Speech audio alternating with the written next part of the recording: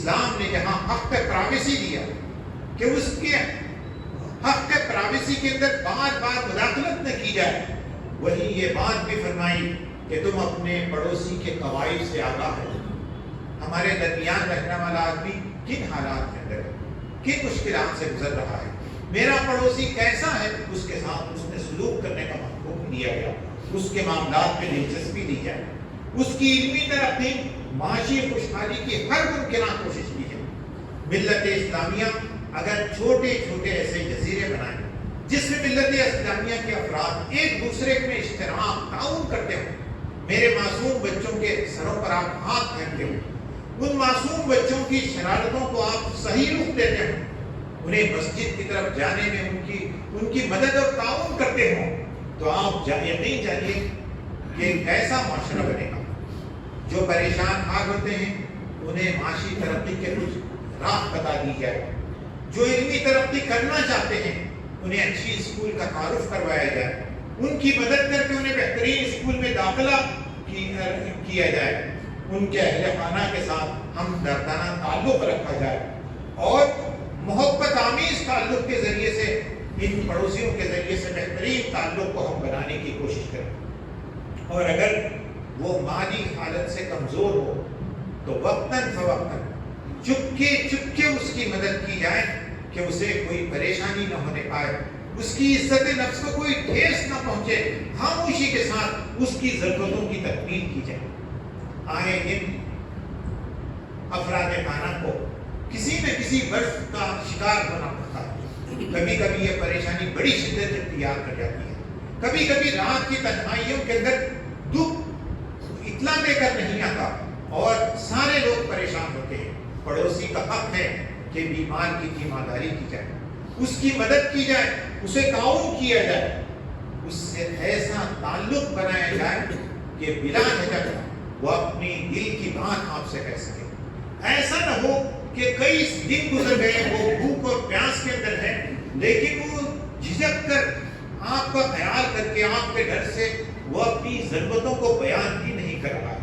عزیزان محترم، یہ قرآن مجید کی آیات جس بات کی طرف ہمیں متوجہ کرتے ہیں وہ یہ ہے کہ اسلام دراصل انسانوں کے درمیان رحمت محبت کے گہرے برادرانہ تعلقات قائم کرنا چاہتا ہے۔ ہم ان تعلقات کو قائم کریں۔ یہ چھوٹے چھوٹے نخلستان، یہ چھوٹے چھوٹے جزیرے اسلام کی نمائندگی کریں گے، اسلام کو دنیا کے سامنے آگاہ کرنے کا ذریعہ بنیں گے۔ آج ہم اور آپ پڑوسی کو ایک بوجھ سمجھتے ہیں۔ قرآن مجید نے جو بات ارشاد فرمائی، پڑوسی تمہارا بوجھ نہیں ہے۔ آج دنیا کے ازمس نے جو تصور دیا وہ یہ ہے کہ دوستی اس لیے کی جائے تاکہ کچھ میرے مالی مفادات پورے ہو جائیں، میرے پڑوسی سے میں اس لیے ہنس کر ملوں، اس سے اس لیے تعلقات قائم کروں کہ جواب میں وہ میرے ساتھ اچھے تعلقات کرے اور مجھے کچھ نہ کچھ مدد کرتا رہے۔ اسلام نے جو تصور دیا اس کو اندازہ لگائیے کہ اسلام کہتا ہے کہ دراصل اپنے پڑوسی سے، انسانوں سے مسکرا کر ملنا تمہارے لیے ایک صدقہ ہے، اور اگر تم تعاون و اشتراک کرتے ہو تو یہ نیکی ہے، اور اس کے ذریعے سے انسانوں کے دلوں کے دروازے کھل جاتے ہیں، انسانوں کے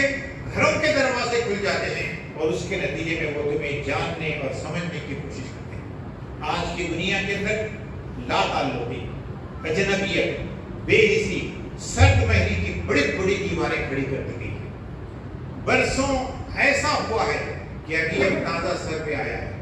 اس سروے کے مطابق یہ جاننے کی کوشش کی گئی کہ لوگ اپنے پڑوسیوں کا کتنا حال جانتے ہیں۔ بڑے شہروں کا صورتحال بہت خوفناک ہے، چھوٹے گاؤں میں آج بھی یہ اقدار موجود ہیں۔ اس کے اندر یہ معلوم ہوا کہ 74% ایسے لوگ رہتے ہیں جو اپنے پڑوسیوں سے نا واقف ہیں، ان کو نہیں جانتے کہ وہ کس حال میں ہیں اور کس ضرورت کے اندر وہ رہتے اور سہتے ہیں۔ عزیزان محترم، اسلام جو ماڈل پیش کرنا چاہتا ہے اس میں اپنے پڑوسیوں کو ایذا رسانی سے محفوظ کیا جائے۔ گھروں کی تعمیر کے وقت ان کی جگہوں کو ہتھیا لینا، ان کی جگہوں پر قبضہ کر لینا، سرکاری زمینات جو مشترکہ استعمال کے لیے ہوتے ہیں آگے بڑھ کر اس میں اتنا سامان رکھنا کہ چلنے پھرنے والوں کو وہاں مشکل ہو جائے. بلا اجازت 2 ویلرز کی گاڑیاں 4 ویلر وہ ایسے مقامات پر کھڑا کر دینا جہاں نہ صرف یہ کہ پڑوسی کو مستقل عذاب کی شکل بن جائے بلکہ چلنا پھرنا اور دکھ دینا انہیں پریشان ہو جائے. اس کے ساتھ ساتھ اس کے عزت و عصمت کی حفاظت کی جائے. اگر پڑوسی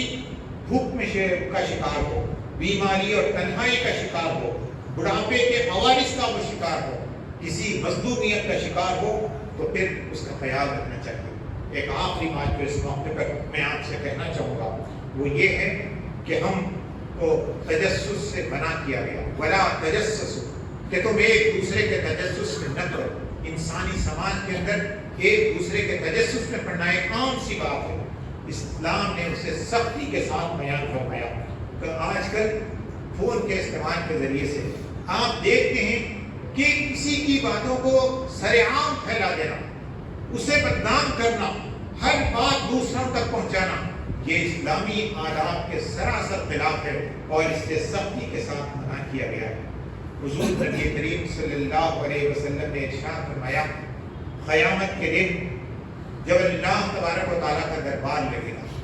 اس دربار میں جو پہلا مقدمہ پیش ہوگا وہ پڑوسیوں کے درمیان کسی نزاع کا, کسی تکلیف کا مقدمہ ہوگا جو اللہ کے حضور پیش کیا جائے گا. فرمایا اللہ کے رسول صلی اللہ علیہ وسلم نے کہ 2 پڑوسی جو ایک دوسرے کا حق مارے ہوں گے, جو آپس میں رشا کشی کا شکار ہوں گے, ایک دوسرے کو دکھ دیتے ہوں گے, اذیت دیتے ہوں گے, کل قیامت کے دن سب سے پہلا مقدمہ جو پیش ہوگا وہ 2 پڑوسیوں کے درمیان کا ہوگا اور وہ اللہ کے حضور آگے بڑھ بڑھ کر کہیں گے کہ اے اللہ ہمارا یہ فیصلہ کر دے.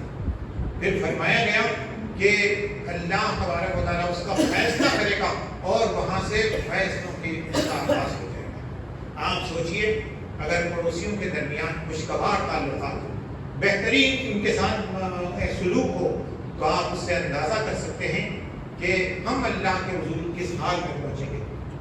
اللہ کے رسول صلی اللہ علیہ وسلم نے ارشاد فرمایا, وہ مومن نہیں ہو سکتا, وہ مومن نہیں ہو سکتا, اللہ کے قسم وہ مومن نہیں ہو سکتا.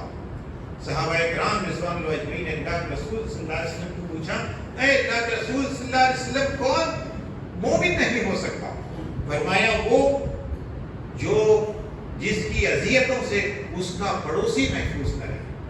ایک اور حدیث میں بیان کیا گیا, وہ شخص جنت میں داخل نہیں ہو سکتا جس کی اذیتوں سے اس کا پڑوسی محفوظ نہ رہے. اسی لیے اللہ کے رسول صلی اللہ علیہ وسلم نے اپنے پڑوسی کی خیال اس قدر رکھا گیا کہ مسجدوں میں جاتے ہوئے کچا لہسن کھا کر, کچیا پیاز کھا کر تم مسجد میں نہ آیا کرو, اس لیے کہ تمہارے پاس کھڑا ہونے والے کو تکلیف ہو سکتی ہے. اگر تمہارے جسم میں کسی مرض کی وجہ سے بدبو آ رہی ہو, تمہیں چاہیے کہ تم اپنے گھر کے اندر نماز کا اہتمام کرو. اللہ کے رسول صلی اللہ علیہ وسلم نے مسلمانوں سے ارشاد فرمایا, ایمان ابھی تمہارے دلوں میں داخل نہ ہوا, مسلمانوں کی غیبت نہ کرو, ان کے پوشیدہ کمزوریوں کے پیچھے نہ پڑو. جو اپنے بھائی کے عیوب کی ٹوک میں لگا رہتا ہے, اللہ تعالیٰ اس کے عیوب کے پیچھے پڑ جاتا ہے, اور اللہ جس کے پیچھے پڑ جائے اسے اس کے گھر میں ذلیل کر کے رکھ دیتا ہے. عزیزان محترم, اور بھی بہت سے موقع پر میں انشاءاللہ آپ کے سامنے گفتگو کریں گے. میں اس موقع پر جو بات اصولی طور پر جو کہنا چاہوں گا وہ یہ ہے کہ اسلام کی تبلیغ و اشاعت کے نئے نئے ذرائع اور طریقوں کو ہمیں اختیار کرنا ہوگا. آئے دن دعوت کے کام کے اندر مشکلات پیدا کی جا رہی ہیں, پیغام پہنچانے کے اندر آپ کو گرفتار اور جیلوں کے اندر ڈالا جا رہا ہے, لیکن یہ ذمہ داری وہ ہے جو ہر حال میں ہمیں ادا کرنا ہے. اس ذمہ داری کو ادا کرنے کا ایک بہترین طریقہ یہ ہے کہ ہم بہترین پڑوسیوں کا ایک ماڈل دنیا کے سامنے پیش کریں. ہمارے محلے لوگ دیکھیں کہ کچرے سے صاف, ایک دوسرے کے نزاعات اور جھگڑوں سے پاک, ایک دوسرے سے محبت کرنے والے, انس رکھنے والے, ایک دوسرے کے حقوق کو ادا کرنے والے, ایک دوسرے کی ضرورتوں کو پورا کرنے والے, بیمار ہو جانے پر ان کی مدد کرنے والے, مشکلات مبتلا ہونے پر ان کے ساتھ کھڑے ہونے والے. جب دنیا اس ماڈل کو دیکھے گی تو بڑے فخر کے ساتھ ایسے دین کے ماننے والوں کو تحفظ دے گی اور اس کے ذریعے سے اسلام کو قبول کرنے والے لوگ تیار تھے. اللہ تعالیٰ سے دعا ہے کہ اللہ تعالیٰ ہم سب کو دین کے رحمتوں کو عام کرنے کی توفیق عطا فرمائے. ہم سب کو اللہ تبارک و تعالیٰ یہ ہمت اور طاقت عطا فرمائے کہ ہم پڑوسیوں کے حقوق کو پورے دل جمعی کے ساتھ اور خوش دلی کے ساتھ کشادگی کے ساتھ اسے ادا کرنے والے بنے اور ہم اس کے ذریعے سے اسلام کے پیغام کو عام کرنے والے بنے. ربنا آتنا فی الدنیا حسنۃ وفی الآخرۃ حسنۃ وقنا عذاب النار وآخر دعوانا الحمد للہ.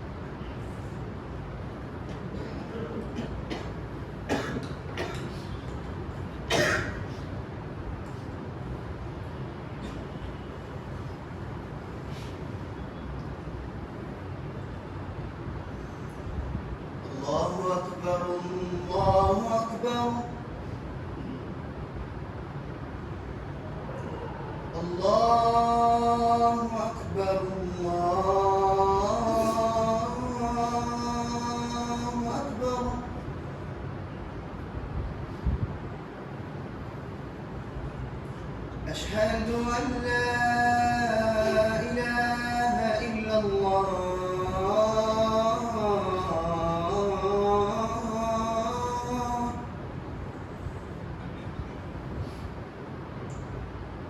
أشهد أن لا إله إلا الله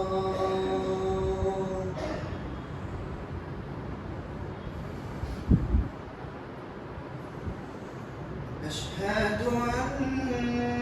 محمدًا رسول الله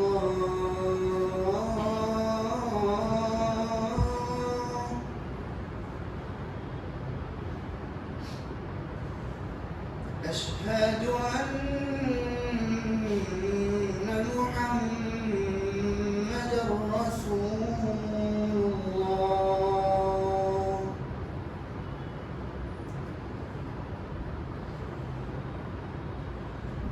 حي على الصلاة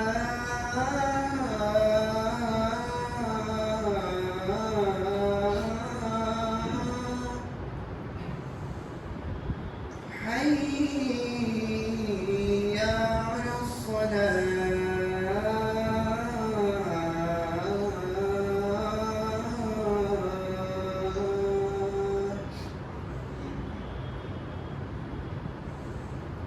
حي على الفلاح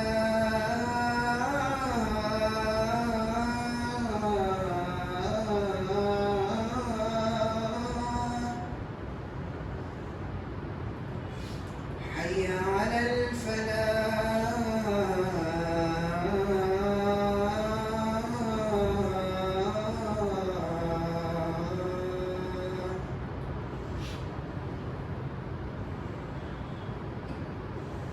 الله أكبر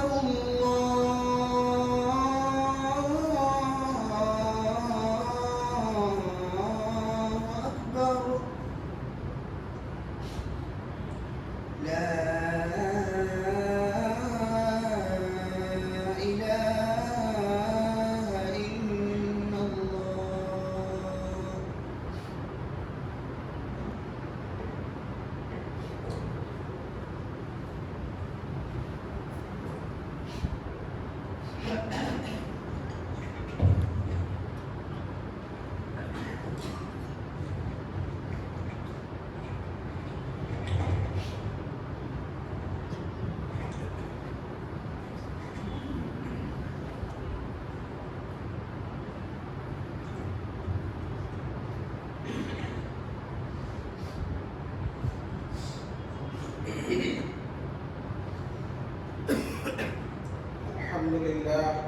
الحمد لله نحمده ونستعينه ونستغفره ونؤمن به ونتوكل عليه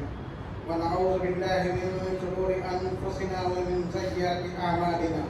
من يهد الله فلا مضل له ومن يضلل فلا هادي له ونشهد أن لا إله إلا الله وحده لا شريك له ونشهد أن محمدا عبده ورسوله أرسل رسوله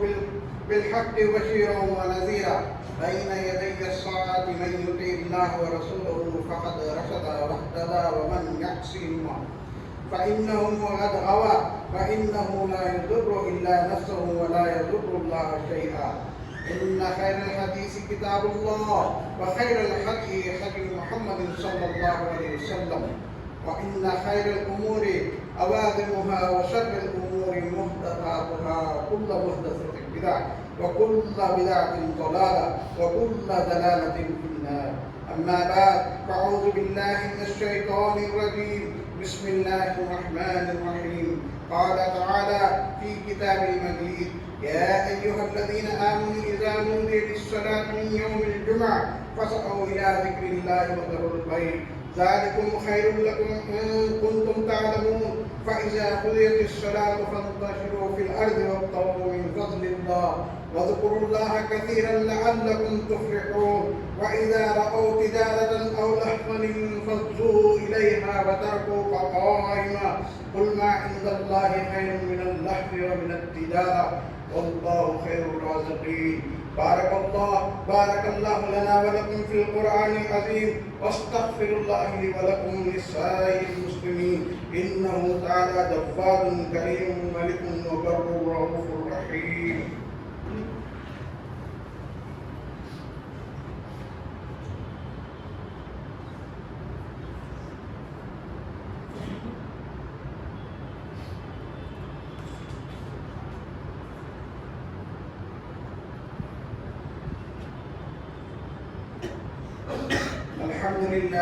الحمد لله رب العالمين الرحمن الرحيم مالك يوم الدين والصلاة والسلام على رسوله الأمين وعلى آله وأصحابه أجمعين فأعوذ بالله من الشيطان الرجيم بسم الله الرحمن الرحيم يا أيها الذين آمنوا قوا أنفسكم وأهلكم نارا وقودها الناس والحجارة عليها ملائكة غلاظ شداد لا يعصون الله ما أمرهم ويفعلون ما يؤمرون وقال الله تعالى يوم يفر المرء من أخيه وأمه وأبيه وصاحبته وبنيه لكل امرئ منهم يومئذ شأن يغنيه وقال تعالى هو الذي أرسل رسوله بالهدى ودين الحق ليظهره على الدين كله ولو كره المشركون وقال تعالى إن الله وملائكته يصلون على النبي يا أيها الذين آمنوا صلوا عليه وسلموا تسليما اللهم صل وسلم على خاتم النبي محمد وعلى خلفائه الراشدين والمهديين أبي بكر الصديق وعمر فاروق وعثمان بن عفان وعلي بن طالب وعلى أزواج النبي أمهات المؤمنين وعلى سائر الصحابة التابعين ومن تبع إلى يوم الدين رضوان الله تعالى عليه أجمعين اللهم انصر من نصر دين محمد صلى الله عليه وسلم واجعلنا منهم واخذل من خذل دين محمد صلى الله عليه وسلم ولا تجعلنا منهم عباد الله رحمكم الله إن الله يأمر بالعدل والإحسان وإيتاء ذي القربى وينهى عن الفحشاء والمنكر والبغي يعظكم لعلكم تذكرون ولذكر الله أعلى وأكبر والله يعلم ما تصنعون